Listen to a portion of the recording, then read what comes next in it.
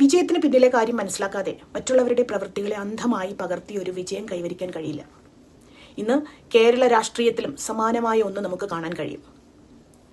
ഇടതുപക്ഷ ഗവൺമെന്റിന്റെ കേരള മാതൃക എന്നത് ഒരു സമാനതകളില്ലാത്തൊരു വിജയം തന്നെയാണ്.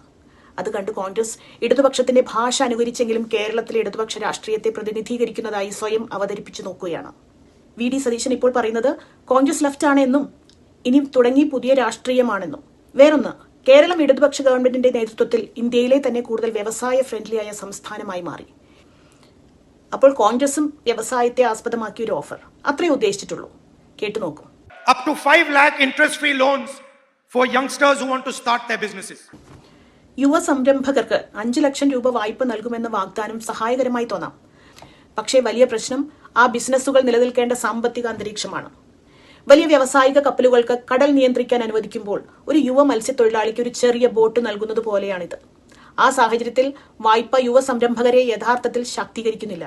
പകരം ശക്തമായ കുത്തകകൾക്കെതിരെ ബിസിനസ് നിലനിൽക്കാൻ കഴിയാത്തപ്പോൾ അത് അവരെ കടത്തിലേക്ക് തള്ളിവിടും.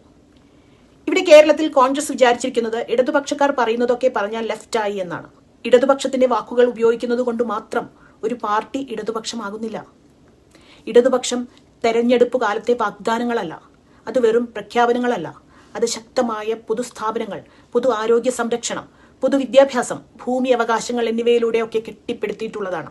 ചരിത്രപരമായി ഈ സ്ഥാപനങ്ങളെ ദുർബലപ്പെടുത്തുകയോ അവഗണിക്കുകയോ ചെയ്ത കോൺഗ്രസ് പാർട്ടി പെട്ടെന്ന് കൂടുതൽ ഇടതുപക്ഷം എന്ന് അവകാശപ്പെടുമ്പോൾ അതൊരു പ്രധാന ചോദ്യം ഉയർത്തുന്നു.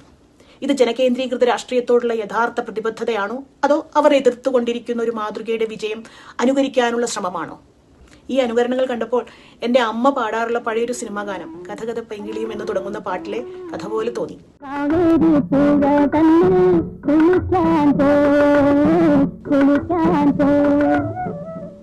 വീണ്ടും കേരളത്തിലെ ആരോഗ്യ സംവിധാനത്തിന്റെ വളർച്ച കണ്ട് രാഹുൽ ഗാന്ധിയുടെ വക പ്രഖ്യാപനം, എല്ലാവർക്കും ഇൻഷുറൻസ് അടിസ്ഥാനത്തിലുള്ള ആരോഗ്യ പരിചരണം നൽകുമെന്ന്. So we are going to name the new health insurance scheme for Kerala after Oommen Chandy ji, and that is going to provide 25 lakh rupees of insurance for every household. ആദ്യ കേൾവിയിൽ ഇത് എന്തോ ആരോഗ്യ മേഖലയിലേക്കുള്ള ക്ഷേമ പരിപാടിയാണെന്ന് തോന്നാം. അത് ജനക്ഷേമമായിട്ടുള്ളതേ അല്ല എന്ന് മാത്രമല്ല, ജനവഞ്ചനയുമാണ്. അത് എന്തുകൊണ്ടാണെന്ന് പറയാം. ഇവിടെ ക്ഷേമം കുത്തക മുതലാളിമാർക്കാണ്, ജനങ്ങൾക്കല്ല. ഫലത്തിൽ പൊതുപണം നികുതിദായകരിൽ നിന്ന് ഇൻഷുറൻസ് കമ്പനികളിലേക്കും ഇൻഷുറൻസ് കമ്പനികളിൽ നിന്ന് സ്വകാര്യ ആശുപത്രികളിലേക്കും പോകും.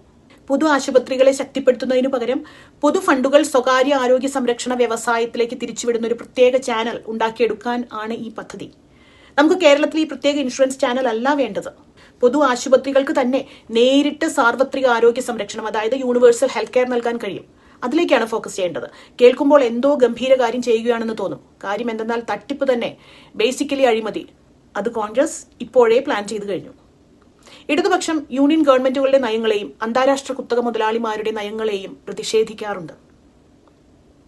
കോൺഗ്രസ് ഇനി അതിന്റെ കുറവ് വേണ്ട എന്ന് കരുതിയിട്ടാവും ഒരു കാര്യവുമില്ലാതെ ഇലക്ഷൻ ലാക്ക് കണ്ടു മാത്രം ഇതുവരെ ഇല്ലാത്തൊരു പ്രൊട്ടസ്റ്റ്, സർക്കാർ സ്ഥാപനങ്ങൾക്കെതിരെ കൂട്ടായ ആക്രമണങ്ങൾ നടത്തുക.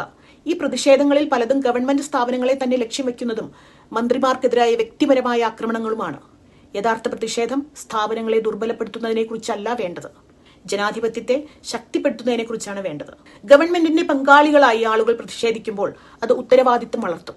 എന്നാൽ പ്രതിഷേധങ്ങൾ വെറും അനുകരണമോ രാഷ്ട്രീയ നാടകമോ ആകുമ്പോൾ ഫലം വിപരീതമാകും. ഇത് വീണ്ടും ആ കഥകഥ പൈങ്കിളിയുടെ കഥയെ എന്നെ ഓർമ്മിപ്പിക്കുകയാണ്. ഓരോ കാര്യങ്ങളുടെയും ഒരു ശൃംഖലയിലൂടെയാണ് ആ പൈങ്കിളി വിജയിച്ചത്. സാഹചര്യം മനസ്സിലാക്കാതെ മറ്റൊരു കിളി പ്രവൃത്തികൾ പകർത്താൻ ശ്രമിച്ചപ്പോൾ വെരി സൂൺ മൂർഖപാമ്പിന്റെ തന്നെ കടി കിട്ടിക്കോളും. ഇടതുപക്ഷ വാക്കുകൾ പ്രയോഗിക്കലല്ല ഇടതുപക്ഷ നയം. ഇടതുപക്ഷ സർക്കാർ എന്നാൽ അത് ജനങ്ങളാണ്, ജനങ്ങളുടെ ആധിപത്യമാണ്, ജനങ്ങളാണ് മുകളിൽ. അതിനാൽ മറ്റാരുണ്ട്? LDF അല്ലാതെ. ഇടതുപക്ഷം തുടരണം.